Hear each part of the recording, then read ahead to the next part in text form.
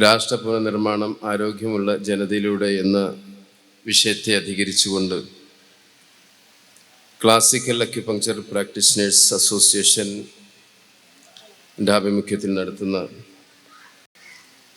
നിങ്ങളുടെ ഈ സംസ്ഥാന സമ്മേളനത്തിൽ നിങ്ങളുടെ എല്ലാവരുടെയും സന്തോഷത്തിൽ പങ്കെടുക്കുക എന്നുള്ള ഉദ്ദേശത്തോടെയാണ് ഇവിടെ എത്തിയിട്ടുള്ളത്. ഏതായാലും ഒന്ന് രണ്ട് കാര്യങ്ങൾ നിങ്ങളുടെ ശ്രദ്ധയിൽ എന്നെ ഏൽപ്പിച്ചിട്ടുള്ള ആരോഗ്യരംഗത്ത് അക്യുപഞ്ചറിസ്റ്റുകളുടെ മുന്നേറ്റം എന്ന വിഷയത്തെ അധികരിച്ചുകൊണ്ട് ഒന്ന് രണ്ട് വാക്കുകൾ സംസാരിച്ചുകൊണ്ട് ഞാൻ എൻ്റെ പ്രസംഗം അവസാനിപ്പിക്കുന്നതാണ്. കേരളത്തിൽ ധാരാളം വൈദ്യശാസ്ത്രം നിലവിലുണ്ട്. ലോകാടിസ്ഥാനത്തിൽ പ്രവർത്തിച്ചുകൊണ്ടിരിക്കുന്ന ഏതാണ്ട് എല്ലാ വൈദ്യശാസ്ത്രങ്ങളും കേരളത്തിൽ നല്ല നിലയിൽ പ്രവർത്തിച്ചുകൊണ്ടിരിക്കുന്നുണ്ട്. ഈ അടുത്ത കാലത്തായി എല്ലാ നാടുകളിലൂടെയും ഒരു സ്പെഷ്യൽ ബോർഡ് കൂടി വന്നിട്ടുണ്ട്, അക്യുപഞ്ചർ സെൻറ്റർ എന്നൊക്കെ പറഞ്ഞിട്ട്. സാധാരണയിൽ കവിഞ്ഞ ഒരു ജനങ്ങളുടെ ബാഹുല്യം കാരണം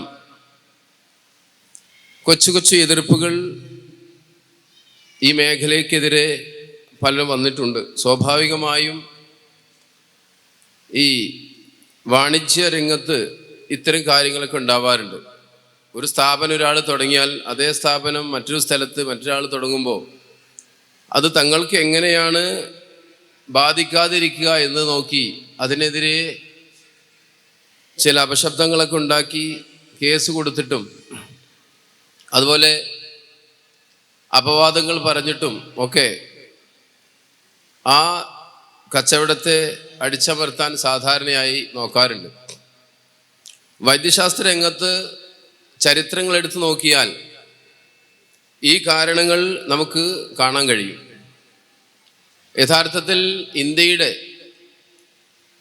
ഒരു വൈദ്യശാസ്ത്ര സമ്പത്താണ് സിദ്ധവൈദ്യവും ആയുർവേദവും. സിദ്ധവൈദ്യം എന്ന് പറഞ്ഞാൽ തമിഴ്നാട് കേന്ദ്രീകരിച്ചാണ് ഏറ്റവും കൂടുതൽ ഇന്ത്യയിൽ ഉത്ഭവിച്ചതും പ്രചരിച്ചതും ഇപ്പോൾ പ്രവർത്തിച്ചുകൊണ്ടിരിക്കുന്നു. ഏറ്റവും അധികം പഴക്കമുള്ള വൈദ്യശാസ്ത്രത്തിൽ ഒന്നാണ് സിദ്ധവൈദ്യം. അതുപോലെ തന്നെ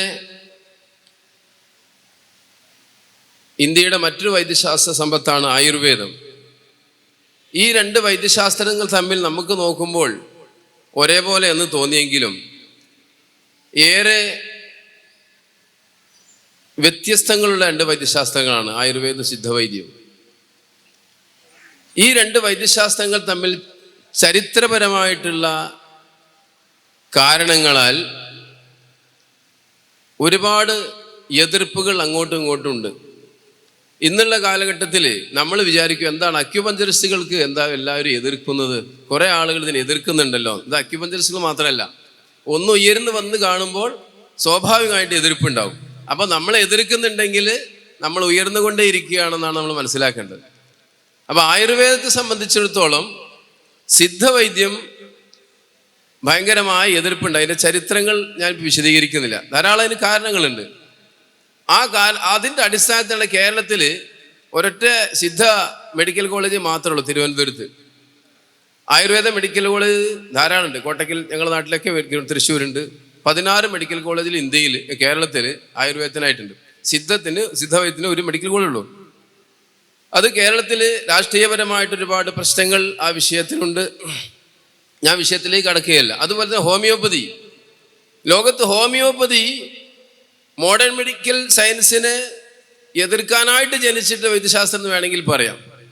തിരിച്ചോ ഹോമിയോപ്പതിയെക്കുറിച്ച് സൂഡോ സയൻസ് എന്നാണ് മോഡേൺ മെഡിക്കൽ സയൻസിൻ്റെ വക്താക്കൾ പറയുന്നത്. നമുക്കറിയാം ലോക തട്ടിപ്പാണെന്ന് പറയും. ഇപ്പോൾ ഈ കൊറോണ കാലത്തൊക്കെ ആഴ്സനിക് ആൽബം 30 എന്ന് പറഞ്ഞ മരുന്നൊക്കെ വിതരണം ചെയ്ത സമയത്ത് നമുക്കത് IMA പോലുള്ള മെഡിക്കൽ ഡോക്ടേഴ്സിൻ്റെ സംഘടന, KGMO പോലുള്ള ഡോക്ടർമാരൊക്കെ പറഞ്ഞു ആ മരുന്ന് ഇവിടെ കൊടുക്കാൻ പാടില്ല എന്ന്. പക്ഷേ ഗവൺമെൻറ് ആ വിഷയത്തിലൊക്കെ നല്ല സമീപനമാണ് അന്ന് നമുക്ക് ആരോഗ്യമന്ത്രിക്ക് അന്ന് പറഞ്ഞത്. ഞാൻ ആയുഷിൻ്റെ മന്ത്രി കൂടിയാണ്, നിങ്ങളുടെ മാത്രം മന്ത്രിയല്ല എന്നൊക്കെ പറഞ്ഞത് അഭിമാനകരമായ കാര്യമാണ്. അപ്പോൾ വൈദ്യശാസ്ത്രങ്ങൾ തമ്മിൽ എപ്പോഴും എതിർപ്പുകൾ സ്വാഭാവികം ഉണ്ടായിട്ടുണ്ട്, നമ്മോട് മാത്രമല്ല. എതിർപ്പുകൾ തുടങ്ങിയാൽ നമുക്ക് മനസ്സിലാക്കണം ഇത് ജനങ്ങൾ ഉൾക്കൊണ്ട് തുടങ്ങിയിട്ടുണ്ട്, ഇത് വിജയിച്ച് വരുന്നുണ്ട് എന്നുള്ള. ഇപ്പോൾ വർഷങ്ങൾക്ക് മുമ്പ് നമുക്കറിയാം അക്യുപഞ്ചറിസ്റ്റുകളെ സംബന്ധിച്ചിടത്തോളം പഞ്ചായത്ത് ലൈസൻസ് അതുപോലെ ഒരുപാട് കാര്യങ്ങൾ നമുക്ക് ബുദ്ധിമുട്ടാക്കിയിരുന്നു. ഏത് സമയവും ഹെൽത്ത് ഡിപ്പാർട്ട്മെൻറ്റിൽ നിന്നും പോലീസ് അധികാരികളിൽ നിന്നും മറ്റ് സ്ഥാപന മേധാവികളൊക്കെ തന്നെ കയറിയിറങ്ങുന്ന അവർക്ക് കൊട്ടാനുള്ള ചെണ്ടയായി അക്യുപഞ്ചറിസ്റ്റ് ഉണ്ടായിരുന്നു. എപ്പോഴും കേസ്, അവരെ പാരവെപ്പ്, അവരെ നിയമക്കുരുക്കിൽപ്പെടുത്തിക്കൊണ്ടൊക്കെ. നമുക്കറിയാം വർഷങ്ങൾക്ക് മുമ്പ് ഈ വേദി ഇന്ന് കാണുന്ന ഈ അവസ്ഥയിലേക്ക് ഇതിന് മുൻകൈയെടുത്തിട്ടുള്ള ആളുകളെ ഞാൻ പ്രത്യേകമായി അഭിനന്ദിക്കുകയാണ്. കാരണം നമുക്കറിയാം തനിയെ ഉണ്ടായിരുന്ന ഓരോ അക്കാഡമികളായിരുന്നു കേരളത്തിലുണ്ടായിരുന്നത്. ധാരാളം അക്കാഡമികൾ ഈ അടുത്ത കാലത്തായി കേരളത്തിൽ നല്ല രീതിയിൽ പ്രവർത്തിച്ചുകൊണ്ടിരിക്കുന്നുണ്ട്. ഇതൊന്ന് ഒരുമിപ്പിച്ച് ഒരു ശബ്ദമുണ്ടാവേണ്ടത് കാലഘട്ടത്തിൻ്റെ ആവശ്യമാണ്.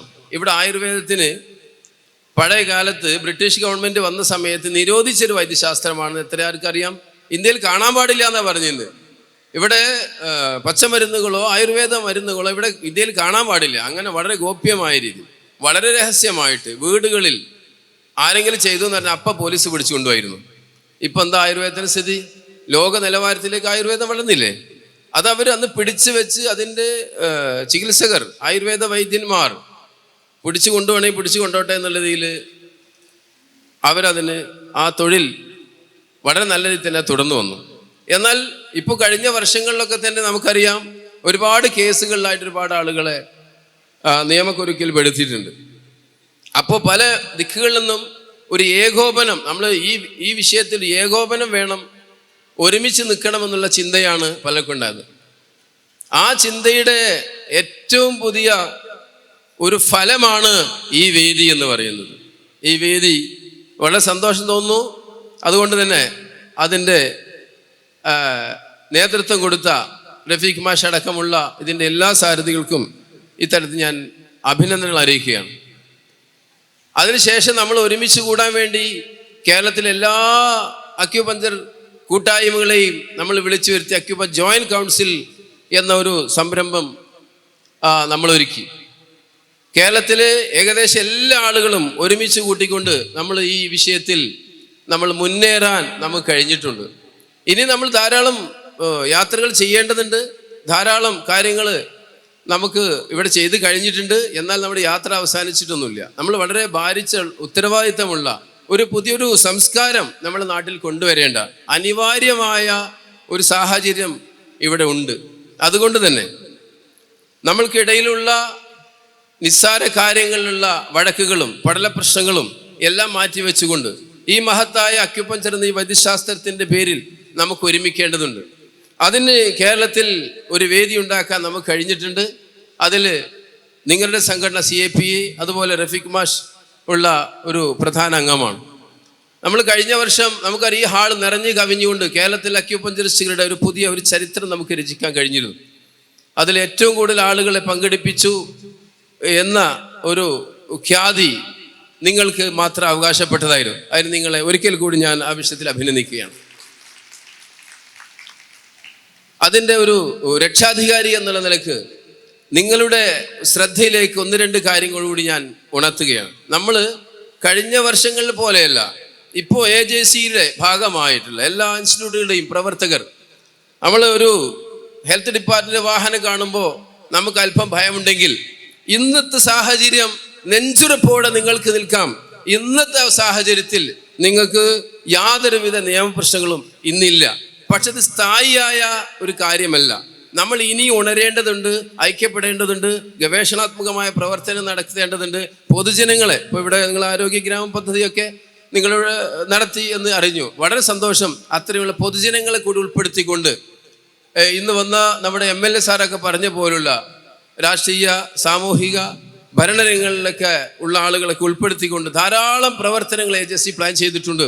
എല്ലാ പ്രവർത്തനങ്ങളും നിങ്ങൾ ഓരോരുത്തരുടെയും പ്രാർത്ഥനയും പിന്തുണയും അതിന് ആവശ്യമാണ്. അതുകൊണ്ട് നമ്മൾ ഇനിയും ഒരുപാട് മുന്നേറാനുണ്ട്. കൃത്യമായിട്ടൊരു പ്ലാൻ നമ്മുടെ മുമ്പിലുണ്ട്. ഇതിനെല്ലാം നമ്മൾ പ്ലാൻ ഉണ്ടാക്കിയോണ്ട് മാത്രം കാര്യമില്ല. കഴിഞ്ഞ വർഷത്തെ പോലെ ഇനിയും നമുക്ക് സമ്മേളനങ്ങളും സിമ്പോസിയങ്ങളും അതുപോലെ തന്നെ ഒരുപാട് പ്രവർത്തനങ്ങൾ നമുക്ക് ഇനിയും നടത്താനുണ്ട്. ഇനി ധാരാളം ആളുകൾ ഇവിടെ പ്രസംഗിക്കാനുണ്ട്. അതുകൊണ്ട് എൻ്റെ ഈ പ്രസംഗം ഞാൻ അവസാനിപ്പിക്കുകയാണ്. ഇനിയും നിങ്ങളുടെ ഓരോരുത്തരെയും മഹനീയമായ പിന്തുണയും പ്രാർത്ഥനയും ഞങ്ങളുടെ ഒപ്പം ഉണ്ടാവണമെന്ന് അഭ്യർത്ഥിക്കുന്നു. നിങ്ങൾക്ക് എല്ലാവർക്കും നന്ദി. Thank you.